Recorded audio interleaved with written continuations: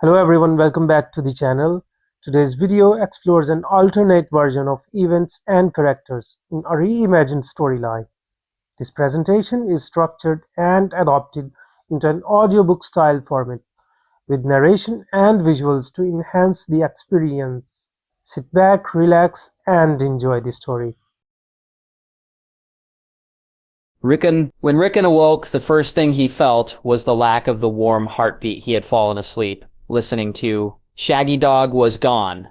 This was not strange to the young boy, as it was oft the case that the wolf rose before Rickon did to stalk out of the hut and hunt among the rough cliffs of Skagex. However, as Rickon began to sit up, he found he wasn't laying on the ground in a bed of straw and furs, but instead was laid out in a small bed lifted off the ground, in a room which all at once looked vaguely familiar, and yet strangely alien to him. The room was circular in shape, with walls made of gray stones laid on top of one another. A thick wooden door stood across from his bed, so unlike the furs that had protected Osha, Shaggy, and him from the bitter cold winds on Skagex. Two small openings in the wall also adorned the room, allowing the milky white mid-morning sunlight to peer into the otherwise darkened room. The room was ornamented with a few objects that were at once old and new to Rickon's mind, but for which he couldn't think to name. A place to store the furs he wore, a place to put the objects which he valued most, and so on and so forth. A small wooden wolf was laying next to him on the bed with a few bite marks on the wolf's tail and ears, and looking at the wolf made him want to stick it in his mouth and chew, which he obliged, instantly feeling a small sense of satisfaction. Osha must have moved them in the night, Rickon figured, and she would soon return. He was confident, as if to confirm his confidence.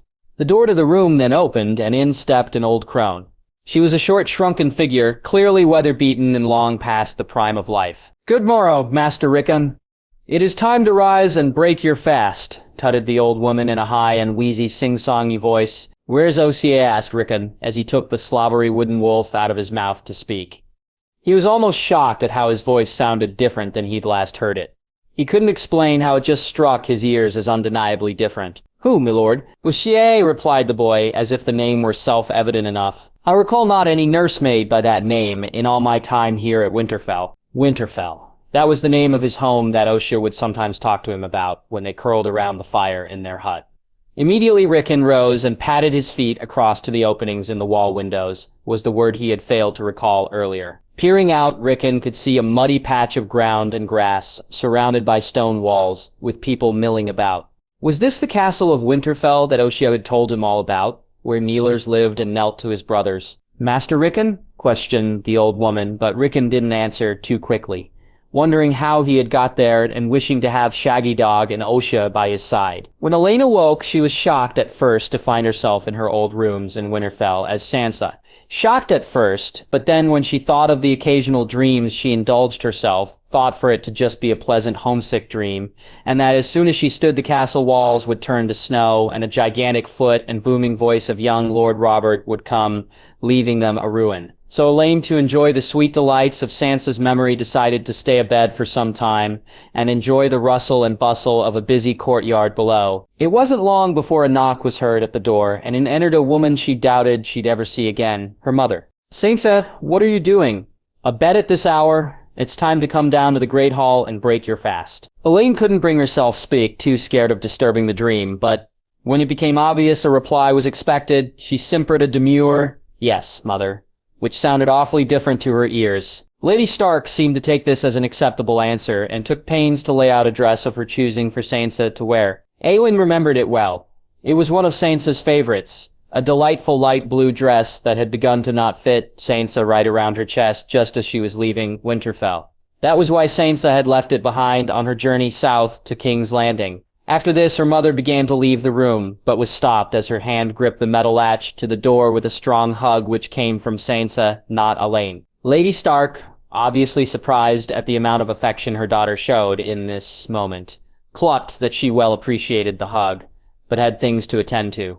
So, with an endearing kiss on the top of Elaine's head, she took her leave of her room. Elaine then dressed herself, asking for help, only with the ties in the back from a maid who'd been passing at precisely the right moment. The dress still fit too tightly around her chest, but she did not mind it. After all, that's how it had felt the last time she'd worn it. And she figured her dream must have been recalling the memory.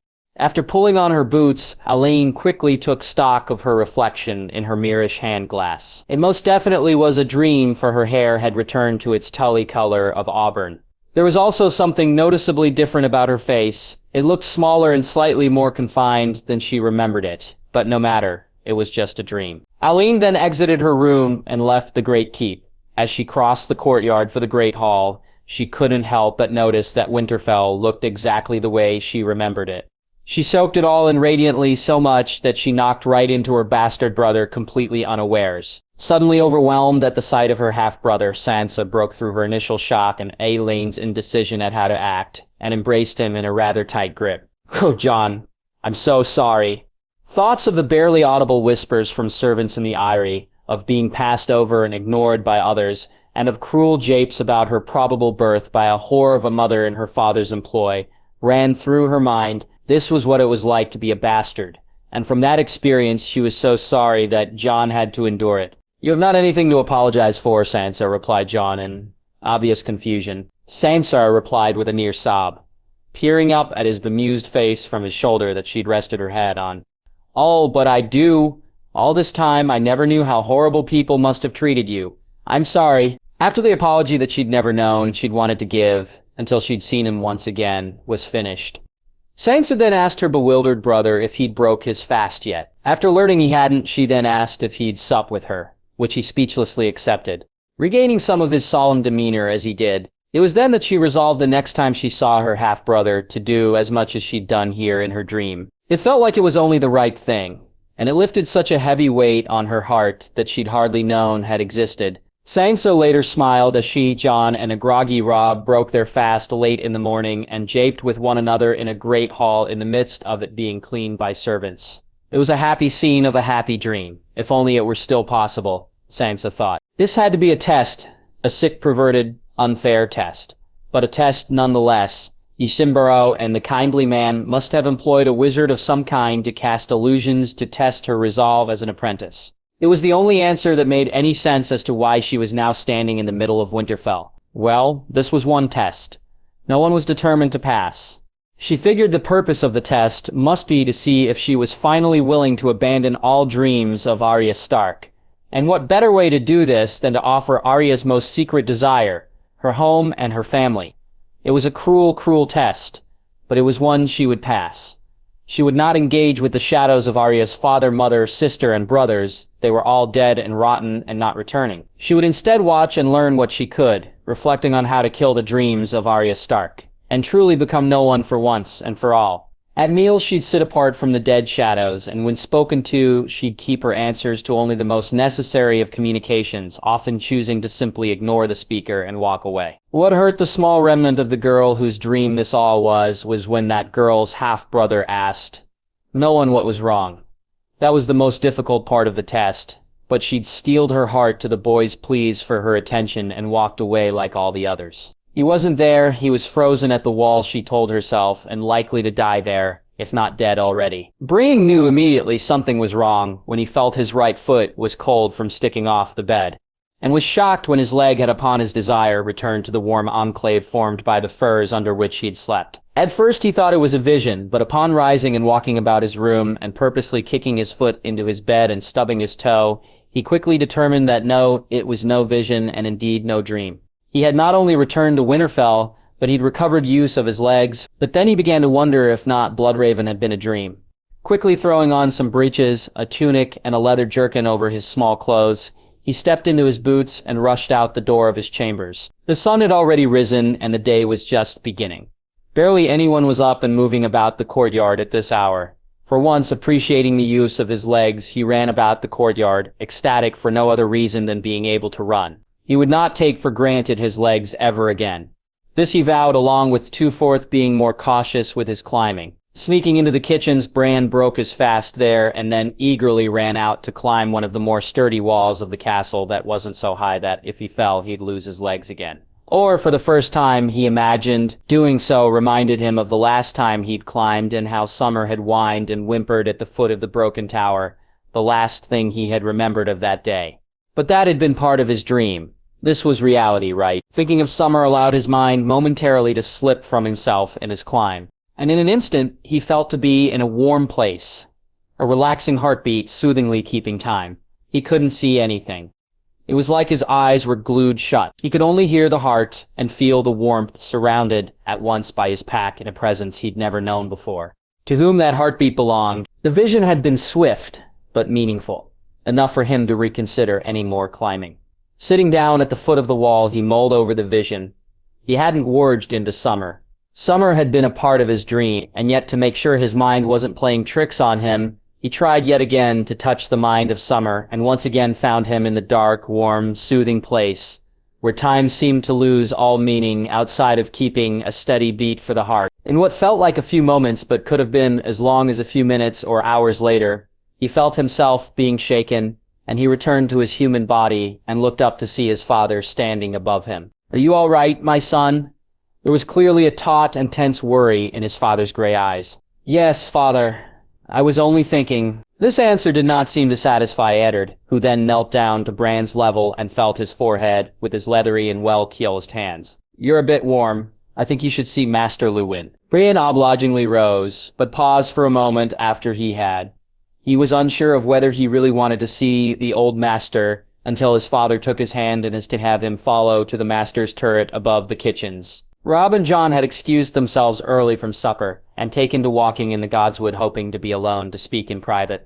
Jon had given him the look which he knew all too well meant he had something important to talk about. Damn his hide for choosing tonight, thought Robb. Jon had been talking about possibly sneaking him out of the castle to visit a certain brothel, and Robb had been curious about the experience enough to desire to tag along, but that would have to wait for another night. "What is it, Snow?" asked Robb with a more than obvious discontented half-groan and half-sigh. He was still slightly miffed. They'd left before dessert had been served. Jon, like he usually did, went straight to the point by saying something's wrong with Sansa and Arya. Robb looked at him incredulously, as if waiting for him to say more, but when he didn't, he said, "You're going to have to be more specific. Haven't you noticed something is off about them? Arya's avoiding everyone. She wouldn't even talk to me and Sansa. Sansa actually apologized to me. What for? About how she's been treating me, ever since your lady mother told her that I wasn't hers." "About time," mumbled Robb with some obvious irritation on the subject. Jon Snow was his brother, that he knew to be true. It didn't matter that their mothers weren't the same. The same Stark blood ran through both their veins, and more than once Robb had been irritated by how his mother, Sansa, and Theon all spoke down to him, though he hadn't had the nerve to speak to any of them about it. So to hear that one of them was willing to change their mind was long welcomed news. How is that a bad thing, though? I'd say she's starting to grow up. It just came out of the blue today. Yesterday she was still so awkward and formal, but today, the moment she saw me, she hugged me and quit looking at me like that, Stark. Robb's containment of his grin probably had failed by that point, so he continued with a slight laugh. "Is this all? You're surprised that our sister can actually be loving when she wants to be?" "No, just that her opinion switched so suddenly. I'll admit 'tis odd, but weirder things have happened." "What about Arya?" "So she's a bit more moody of late. Perhaps she's taking a leaf out of your own book, Snow." "I refuse not to speak to anyone." "No, just most people. It's not her attitude, though, that really gets me. It's what she said." "Make up your mind now." "I thought she said." "She didn't talk to you." "She wasn't talking to me. It was more like she was talking to herself." "What did she say?" It was at that moment that Jon was interrupted by the calls of their youngest brother, Rickon, somewhere else in the Godswood. "Lucia! Shaggy!" Jon and Robb shared a look of bewilderment for a moment before Robb asked, "I thought old Nan said Rickon was sick in bed." Jon silently agreed with him, but then tilted his head to indicate that they should check it out. As they approached their brother, they continued to hear him mournfully call out for those two names once again. What was his little brother looking for? Were they part of some kind of fever-made delusion? The youngest Stark had settled down next to an inky black pool of water. So still, it reflected what little moonlight reached its surface, as well as mirrorish glass. The trees in this part of the Godswood were thicker, and thus a more solemn and somber mood was strewn about.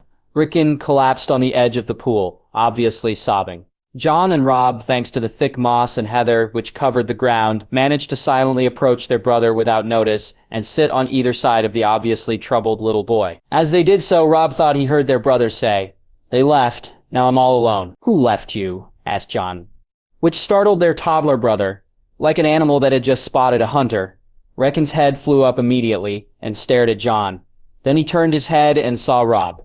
Robb smiled at his little brother and tried to make him feel better by pulling him into a hug.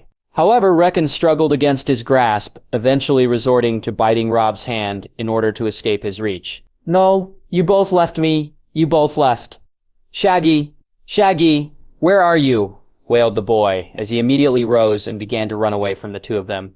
Jon, however, managed to grab him by the arm. Let go of me, said Rickon before attempting to bite Jon as well. Jon countered by pulling the squirming toddler further into his grasp and scolding him for biting. Oh no, you're not going to bite me too. Think not of trying to pull that trick twice. Rickon stopped struggling at this, instead settling for a glare at Jon as he took large, deep breaths, whether they were out of anger or he was catching his breath after struggling.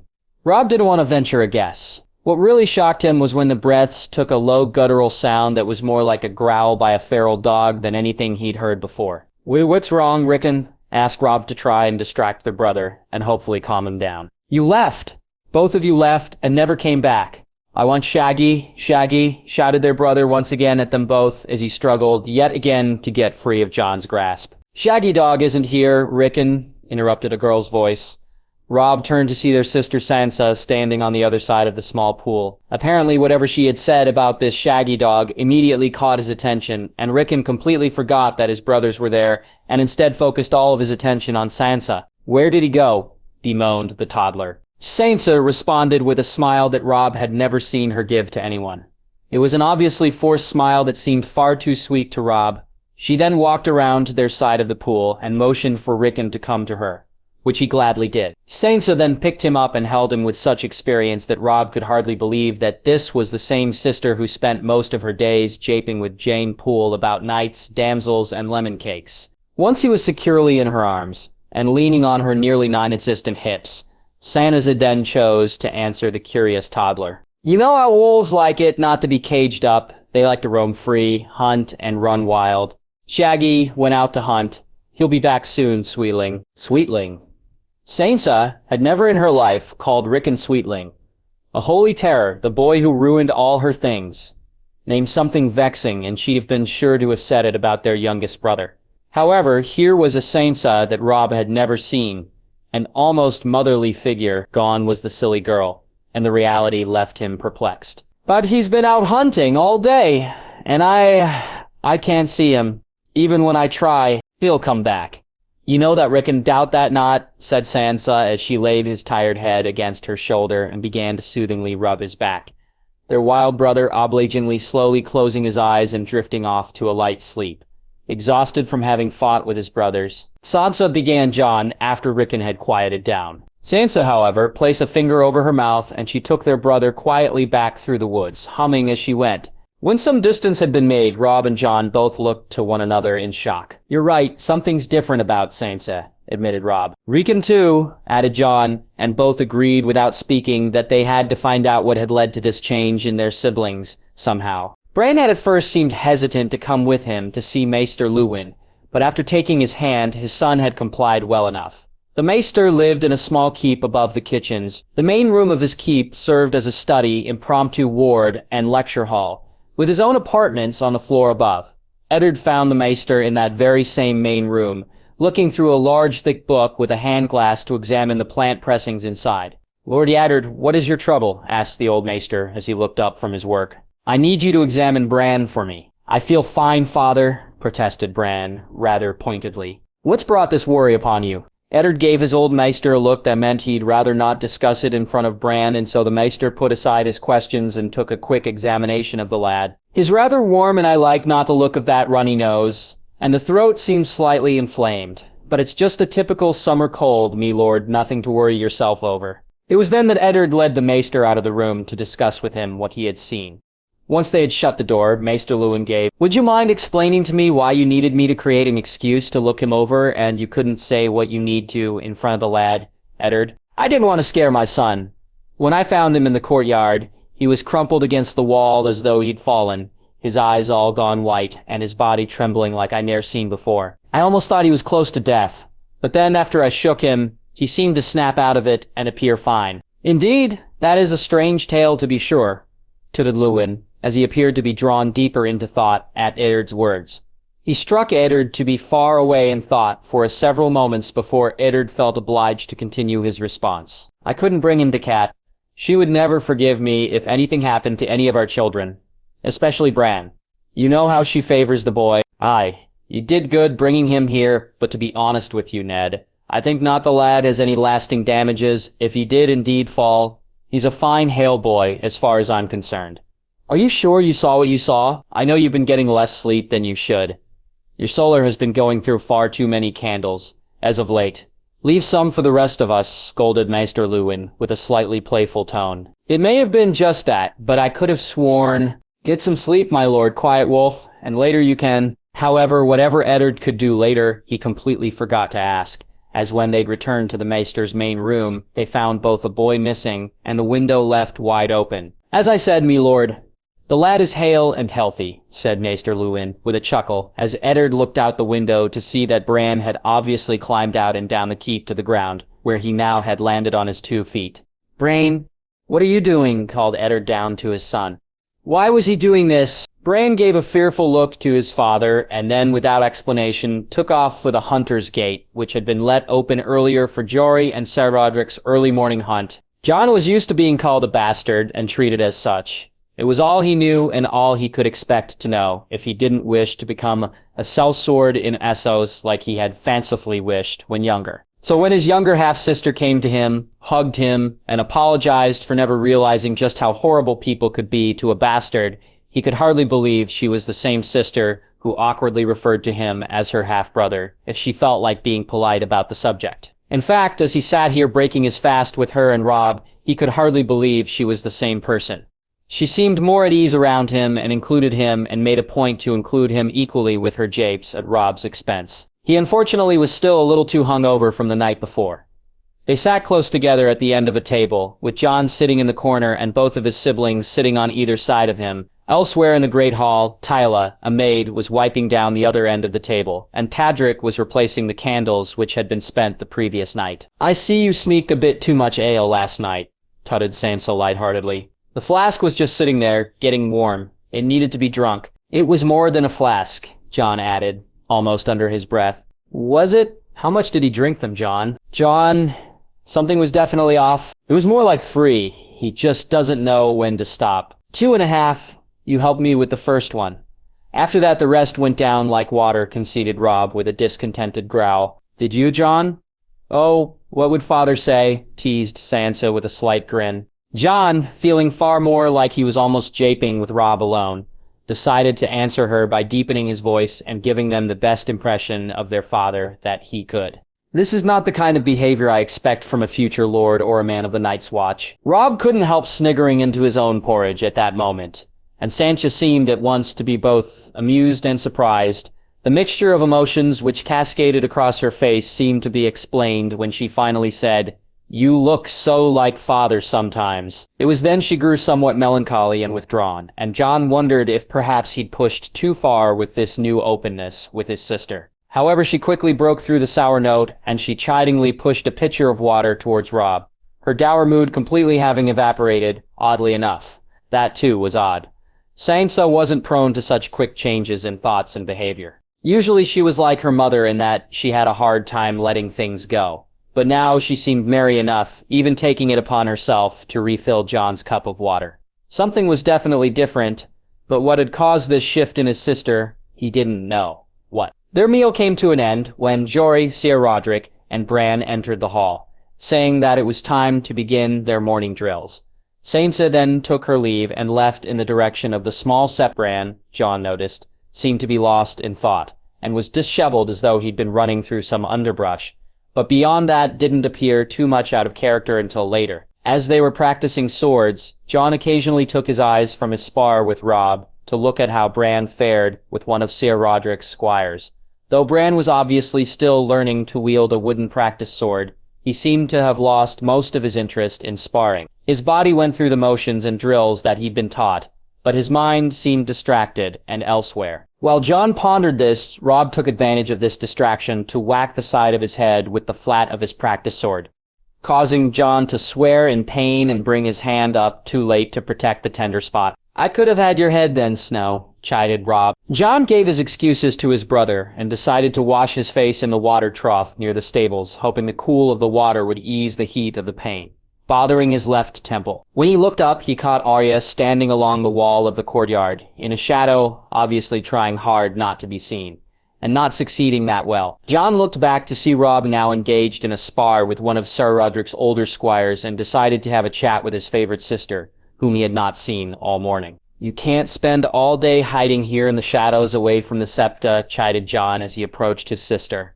Arya looked at Jon, and suddenly her gray eyes grew wide with emotion. She then shook her head, regaining her unreadable stony expression that she'd had before, and then turned to walk away from Jon. Jon, surprised at his little sister's reaction, called after her, eventually following her as she walked further away from the stables and the practice yard. "Brojak, what's wrong?" asked Jon at long last. It was then he heard her mumble to herself, "He's not here. He's frozen at the wall, either dead or dying." Hearing Arya say such a thing, even to her shocked Jonna to the point where he allowed Arya to escape as he tried to come to terms with what he had just heard. Sansa clearly wasn't the only one who was different.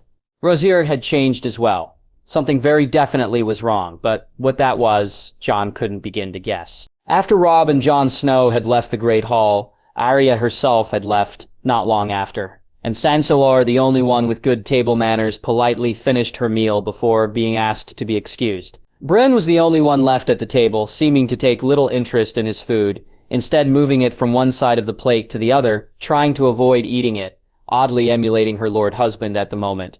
Or perhaps the reverse were true. Since Bran sat at the other end of the table, Catelyn decided to talk to Ned to see if she could discover what was bothering her two men. "What's wrong, Ned?" "Nothing," replied Ned with his typical icy tone that Catelyn had learned in all their years of marriage actually meant something was actually troubling the man.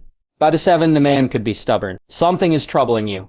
Tell me." Ned then looked up towards Bran. He then gruffly told him that if he was finished his dinner, he was dismissed from the table. After Bran had left, Ned's rough exterior diminished as though he were taking off a mask. "It's nothing, Cat. I'm worried about the news from the wall." "Is it the wildlings again?" "I've picked up their raiding." "A party has been sent out to track the latest group after it retreated back behind the wall. There's talk of a king beyond the wall." "A king beyond the wall? I thought wildlings didn't kneel to anybody." "There's talk, Cat. Not much more than that." And with that said, her lord husband ended the conversation, rising to leave, but still with a troubled face. Colin ordered the servants to begin their clearing of the Great Hall, and took her leave of the building to return to the Great Keep. She hadn't seen her baby boy Rickon all day. Old Nan had met her this morning, saying that her baby wasn't well this morning and saying it was nothing serious, that a good day's rest, a bed. Colin, occupied with meeting with the head cook to discuss which meats would last the fortnight, had at the time agreed with old Nan that that was the best course of action, resolving to visit her poor sick Rickon later in the afternoon, and told the cook to have food be sent up to the nursery. Then one of the squires had accidentally broken a window in the armory, and Cat had had to speak with Maester Luwin about sending a raven to Wyman Manderley about seeing if any merchants from Myr had recently been in White Harbor selling glass. And after that, Meekin had approached her, saying that he would like permission to advertise to the nearby small folk of his need for an apprentice.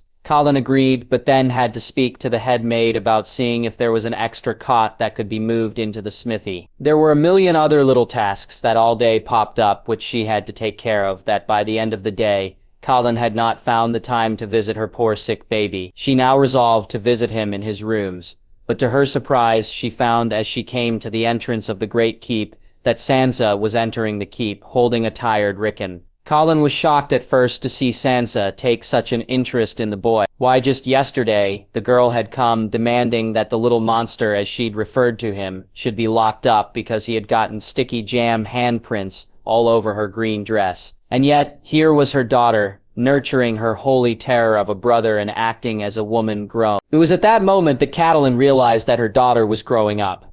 That dress looked rather tight around her chest and exposed the barest hint of her ankle.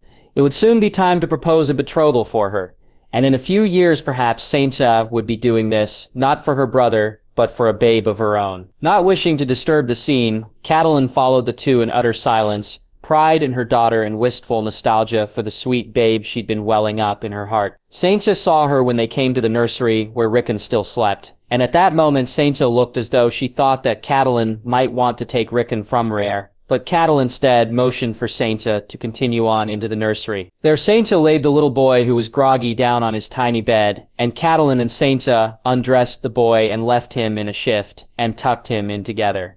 As they then were about to leave, Rickon whimpered and sat up. "Sansa, I want Shaggy," moaned Rickon. Sansa responded by saying, "He'll be here in the morning, baby brother. Now try and get some sleep." "I want not to..." "Yes, you do. You ought to be tuckered out after playing with Robb and Jon." At the sound of the bastard's name, a slight chill went through Catelyn, but she suppressed her sudden wish to interrogate further, lest she disturb the sweetest scene she'd ever witnessed between Sansa and Rickon. By this point, Sansa had managed to convince Rickon to lay down in exchange for Sansa singing a lullaby. As soon as the first words were sung, Catelyn's heart stopped. It had been the same lullaby her brother and sister had always pestered her to sing after their mother had died. She'd grown so tired of singing the song that Catelyn didn't recall ever singing it to Sansa or any of her children. And besides, it was a Riverlands lullaby, not a lullaby of the North. Close your eyes and go to sleep. Feel the rock of the boat, the waves do keep. And as the current swiftly sweeps, drift down the river and go to sleep. If we come to a waterfall, fear you not or tremble at all. Mother shall come. So do not fret. You'll be safe and sound by the riverbed. Sansa finished the lullaby by humming the first half of it, as she slowly eased away from Rickon's bed, blew out the candles in the room, and joined Catelyn at the door. Catelyn's eyes were misty at the sound of the song, thinking of whether she had looked as such when she had sung to her siblings, and she regretted having ever grown tired of the song. Once they had shut the door to the nursery, Catelyn then asked if she could speak to her privately, her voice trembling with emotion. They quickly climbed the keep to Sansa's room, and Catelyn offered to brush out her daughter's hair. Sansa looked overjoyed at such a proposal and sat in her chair, and Catelyn took the brush and expertly began to brush. "I'm so proud of you, Sansa." "Thank you, Mother. You're almost a woman grown. Soon you'll be a lady, and it'll be time to find you a worthy knight." Sansa's response confused Catelyn. It was mumbled as though she expected not Catelyn to hear it. "I'd rather not." However, Catelyn did not have long to ponder the meaning of these words as she pulled a knot amongst her daughter's hair. This caused Sansa to wince in pain for a moment, but then suddenly to freeze in shock. She was silent for a moment, with that look of utter shock still left on her face. "Sansa," asked Catelyn, and her daughter quickly turned to face her. "Mother, am I actually here?" her fearful eyes suddenly betraying the girl. She still was. "Of course you are, sweetling. Where else would you be?" When Rickon awoke the following morning, he was at first sad to find Shaggy Dog wasn't anywhere to be seen, and further surprised to find his sister Sansa sitting at the end of his bed. She was much different than she'd been the night before. Gone was her warm smiles, and instead a look of pained worry. "Rickon, I have a few questions to ask of you." "Where's Shaggy?" "You said Shaggy would be here this morning." "He's part of what I wanted to talk to you about."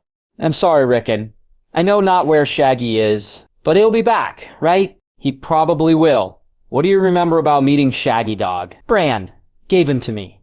In the kitchens. He was so small that he could sit in my lap, and his eyes were closed." Sansa nodded her head, her face at once seeming to ease and yet grow increasingly worried. "Do you remember what happened next?" asked his sister. Rickon tried really hard to think about what had happened after Shaggy had come, but everything was a blur in his head until a big fat man came. Shaggy wanted to chase him. This made Sansa laugh before she responded. The King Father's friend, and later what happened to Bran. After the king came, Rickon again felt like he really had to try to remember back that far. But soon he remembered laying on a bed next to Bran, who wouldn't wake up. Summer and Shaggy at the foot of the bed, looking worried, and a lady, his mama, crying in a chair. Bran fell, and he slept for a really long time. Mama was sad. Summer was sad. I was sad. And Shaggy too. Sansa nodded her head again, and then continued with, and suddenly Rickon remembered. Everyone had left. You left me. Everyone leaves me. First Papa, then you. Then Arya, then Jon. Then Mama, then Robb. Then Bran. Then Osha, and now Shaggy. Sansa lowered her head, not meeting his eyes, as she said, "Yes, Rickon, I left. And I'm sorry." This admission caught Rickon off guard. Robb and Jon hadn't said anything like it when he told them that they'd left, but Sansa was different. He sniffled slightly as he said, "You're sorry?" "Yes, Rickon. I'm sorry I left you." Sansa looked up, tears forming in the edge of her eyes. "You won't leave me again?" urged Rickon. "Not if I can help it, baby brother." And Rickon hugged her tightly, not wishing to ever let go. "Promise," he sobbed. "As best I can," replied his sister as she soothingly rubbed his back. "Promise," insisted Rickon, holding on to her as tightly as he could. She answered with a queer tremble to her voice. I promise, Rickon. The seven help me, I promise." She then wrapped her own arms around him, and for the first time in a long time, Rickon felt safe. Jon and Robb had spent most of the night in his room arguing about how to approach their wayward sisters and baby brother. Jon had sat quietly on a chair while Robb had paced back and forth the length of the room. Rickon, they both agreed, was too volatile to approach again. Either of them was likely to have to end up wrestling the wild toddler, and neither wished to be bit or scratched by his sharp baby teeth and nails. Wardier was the wild card, but Robb was confident enough that together they could crack her tough shell eventually. This, of course, left Sansa. After the performance of the mother that Sansa had given, Robb really wanted to get to the bottom of her change, most of all. And so they spent most of the early morning before breaking their fast, searching for their red-haired sister. However, she wasn't in her rooms, which marked them both as rather odd. After searching there, they then thought long and hard of where else in the castle she might have gone. They tried the sept, the godswood, the crypt, the kitchens, and even the armory before consigning to their rather starving stomachs. All right, his stomach. Jon wasn't much in the mood for food, he said, pleaded for nourishment and ending their search in the great hall to break their fast. I understand it not. I thought for sure she'd have been in the septed, muttered Jon, still perturbed that they hadn't found her. His summer wheat mash barely touched. I'm shocked she wasn't in the kitchens, added Robb. Jon rolled his eyes and rebuffed him, saying, only you would think she'd go there. Sansa always picked at her food like a little bird, as though she weren't ever eager to eat more than a tiny portion. The kitchens would be the last place she'd go, with his mouth partially full, Robsley commented. You know so much about our sister then, do you? I thought she only started talking to you yesterday. Jon became even graver, too solemn for Robb's liking, saying quite low and in a hushed tone, when you're the lone wolf, you notice a lot more about your pack away from them than you do amongst them. The way Jon had said that irritated Robb. Jon wasn't the lone wolf. He had him and all their brothers and sisters, not to mention their father. Robb met Jon's eye and nearly growled, never doubt you're part of the pack, Snow. They finished the rest of their meal in silence. Robb hated to eat this way, but after that comment, he could feel that neither of them felt like talking, and both were more worried for their respective siblings. After having their fill, they left the Great Hall for one last search, before changing for the practice yard. When they came across Sansa crossing the courtyard, Sansa, called Robb, causing Sansa to stop in her tracks, and turn to them with a slightly worried look upon her face, which melted as soon as she saw them. Robb thought that was weird, but they caught up, and he continued with, Jon and I have a few questions we want to ask you about last night. Last night? Asked Sansa, as though she had no idea what they were talking about. With Rickon, added Robb. She recomposed herself upon hearing Rickon's name, saying, oh, he was just tired and needed to sleep is all. I put him to bed, and he calmed down. Who is Shaggy Dog? Asked Jon, speaking for the first time. Sansa gave a small laugh and then said, Shaggy Dog is just the name he's given to that wooden wolf he's been teething. Old Nan took that away from him yesterday, and he's been grouchy ever since. There was something about the way she spoke that made Robb doubt her words. They too easily tripped off her tongue with a little nervous laugh. Apparently his doubt appeared rather obvious to her, as she chided him for it. And Osier asked Jon, his face betrayed nothing of whether he believed her or not. I have no idea what he's talking about. Maybe it's a person he created in his mind to ease how lonely he's been. I mean, none of us have been there to spend much time with him the past week or so, said Sansa with a certain emphasis. That last point, though, said to both of them, Robb felt was purposely intended for him most of all. He was about to say something along the lines that he paid attention to all his siblings, but the words died before they left his mouth. The more he thought about it, the more she was right. He wasn't as great of an older brother as he should be. He mostly spent his time with Jon and Theon, and sometimes Sansa herself, when she wasn't giggling with Jane Poole, that was. The younger ones never really had held much interest to him, most especially Rickon the babe. Had he made a mistake? She cleared her throat in a ladylike manner, and then said, "Now if that is all, I have to speak to the Septioids, unless either of you would like to explain to her why she'd missed her lessons yesterday." As Sansa walked away, Robb couldn't help but feel as though he'd just been scolded without actually being so, and he kicked the ground in frustration. "What about Arya?" asked Robb moodily. "If we can find her." "She's taken to hiding even more than Sansa has," said Jon coolly. "Let's try every shadow she's got to be in one of them." After his father had left the room, Bran had quietly crept to the door to hear what his father would only say to the master alone. It made not any sense. Why would his father think he were ill? And why would Master Lewin say he had a summer cold when he had none of the symptoms? Through the door, Bran could hear his father say. He was crumpled against the wall as though he'd fallen, his eyes all gone white, and his body trembling like I ne'er seen before. "I almost thought he was close to death." Was that how he looked when he had tried warging into summer? Mir hadn't said he'd ever done that while warging before. But then again, he'd never asked either what had happened. Had warging done something to him? A sudden headache began to overtake him as he thought about the warging he had done, causing his thoughts to feel scrambled, but he knew he needed to focus, and so he forced himself to focus on what had happened. The more he focused on warging, the more restless he felt. Bran needed to think, but he couldn't do it here in this castle of stone and dead wood, even if it was his home. He needed to feel the dirt beneath his feet, hear the wind rustle through the trees, taste the blood of a fresh kill, and track the scent of a frightened hare.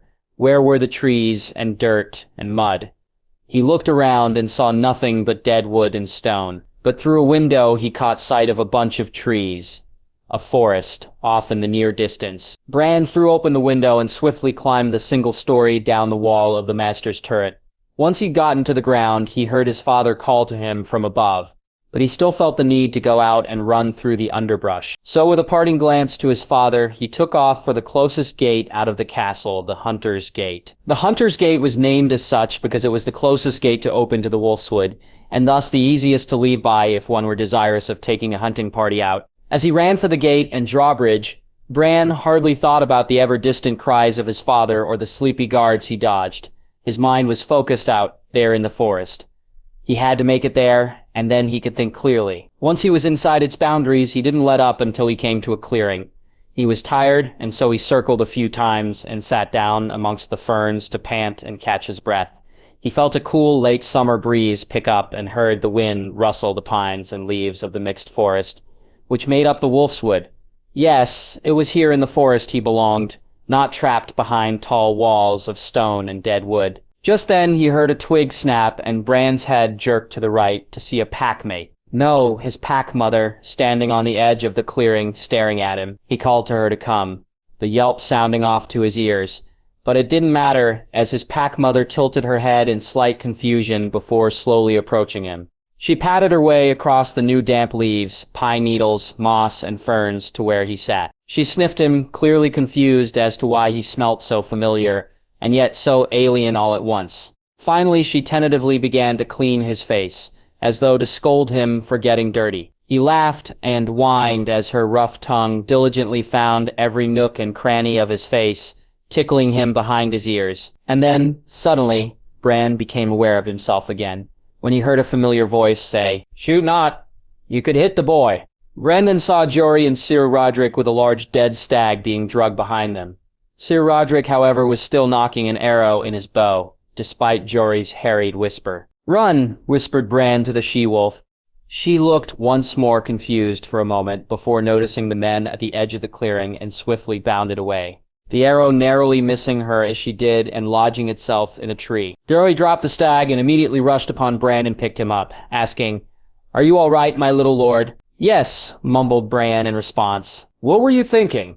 "That beast could have killed you, lad," added Sir Roderick as he put away his arrow and picked up the stag which Jory had left. "She wouldn't have," insisted Bran. "She? Aye? She did look big in the belly, and her teats were hanging low.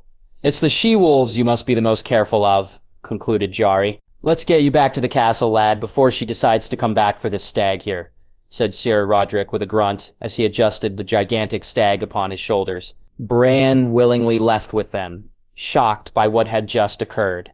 Why had he left the maester's room? Why had he come out here to the forest, alone. What had he been thinking? He recalled that he'd wanted to run, but why had his thoughts become so wolfish? It didn't make any sense. Maybe it was a reaction to trying to war with Summer, but Summer hadn't come. His pack mother, and suddenly the only explanation flitted across his mind.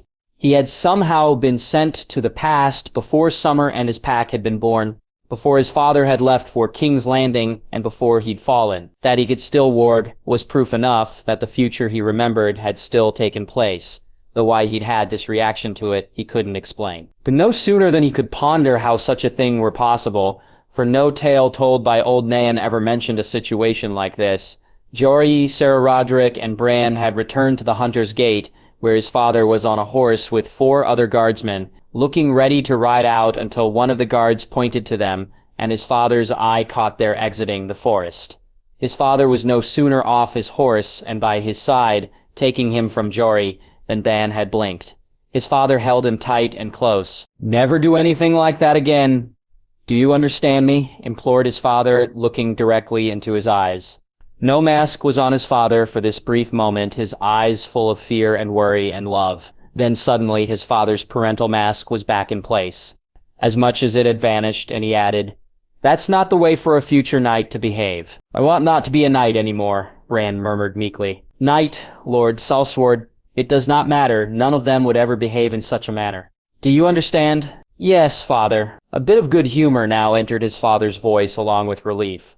"Good, now let's get you back inside, before your lady mother suspects that you even left." "My lord, a word," urged Ser Roderick, as he took the stag from his shoulders. Father's Lord Eddard Mask returned, and he indicated with a nod for Ser Roderick to continue. "We came upon the boy in a clearing with a wolf nearby." "Nonsense! By the size of that beast, I'd say that thing had to be a direwolf, my lord." "A direwolf hasn't been seen south of the wall in almost 2 centuries, Jory," reminded Lord Eddard solemnly. "I'm only saying what I saw, me lord. I swear by the gods. Direwolf or no, I say we kill the beast. No one is safe with that monster on the prowl. She nearly had your boy." Bran felt his father's grip on him tighten, and Bran immediately felt he had to intercede. But all he could say was, "No. Tyrell, take the boy," urged Lord Eddard with a nod to the closest mounted guard. Tyrell urged his horse forward and tried to pull Bran up onto his horse. But Bran slipped out of both Tyrell's and his father's grasp, and pulled on his father's clothes to get his attention. "No, father. You can't kill her." And suddenly, a brief memory of what had gone before appeared in his mind.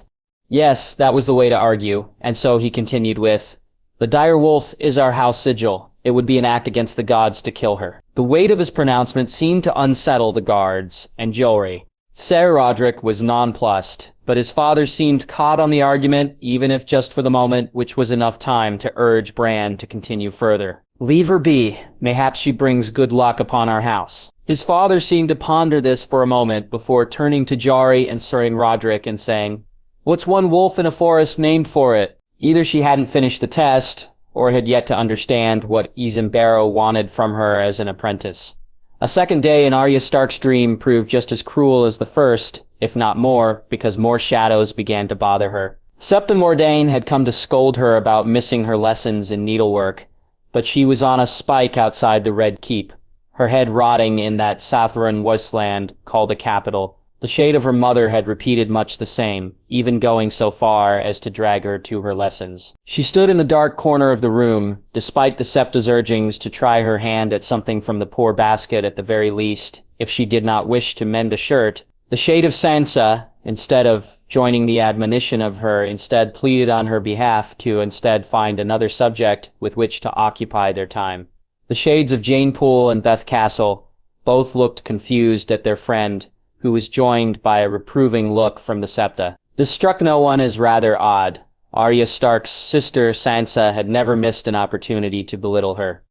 Arya, this was still a test. She could not falter.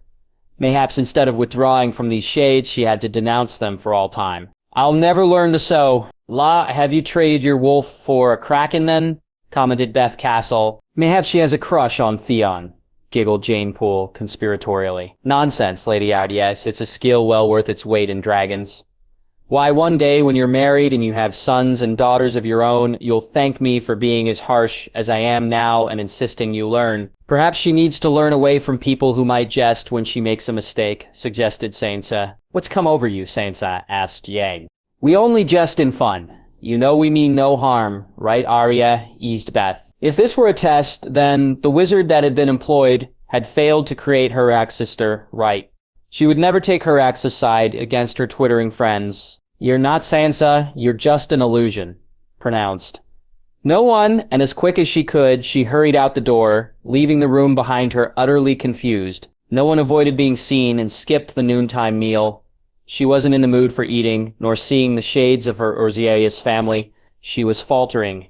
If she failed this test, then she would have nowhere to go. The world wasn't safe for Orzea Stark, even in Essos. She was lost in her thoughts enough that she didn't notice the shadow of her Roxier's brother Bran sneak up on her as she sat in the shadow of the broken tower near the entrance to the crypts. There's a reason why you're so quiet all of a sudden. I would force you not to tell me why. I only ask you to say if there is or not. No one looked at the shade of her Roxier's younger brother. Here he was, before his fall, all health and the promise of a good life before him. This wasn't Bran the Broken, as Shiera had heard the royal servants jape. Unable to resist much further, no one responded to the shade with a silent nod. Mayhaps she'd approached this test all wrong. Perhaps the test wasn't one of denial, but instead one of putting past ghosts to rest, to end this chapter of her life so she could begin the next. Me too, was all that Bran added. Bran, what was it like to die? Bran looked at her queerly for just a moment before smiling and responding, Theon never killed me or Rickon. You escaped? Yes. And you did too? No one thought back to Arya's story seeing her father beheaded. Yorn telling her that she had to be a boy, meeting Gendry and Jack and Hagar, Harrenhal. But it was too much to tell. So she simply nodded, and he understood. And a comfortable silence overtook them both, where neither felt like they had to say anything more. It was after a few moments of this silence had passed that it was disturbed by the sound of Robb shouting, Jon, come back here! Thank you for listening to the story. If you enjoyed this reimagined story and audiobook style presentation, feel free to like and subscribe for more content like this. New stories and alternate scenarios are updated regularly. Now see you in the next video.